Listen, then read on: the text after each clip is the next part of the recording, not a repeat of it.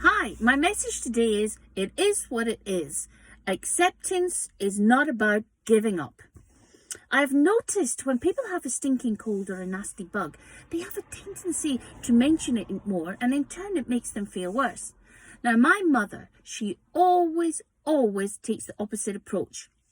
I often quote her in my fitness and wellbeing classes. For example, I rang her 2 weeks ago and said to her, "How's your cold?" And she replied, "What cold?"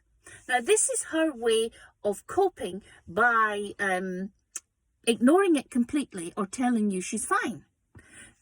She answers the same when I ask about the pain in her knee, and she'll say, "What pain?" That's what she hears herself saying, so that's how she feels.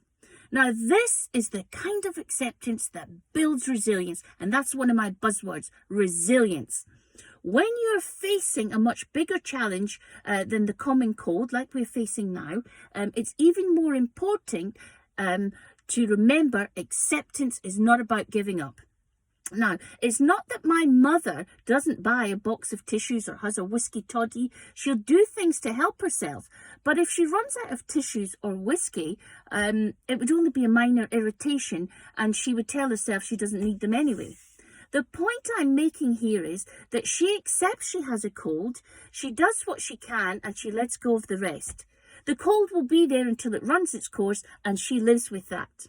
So in a nutshell, you can't deal with a challenge until you recognize it.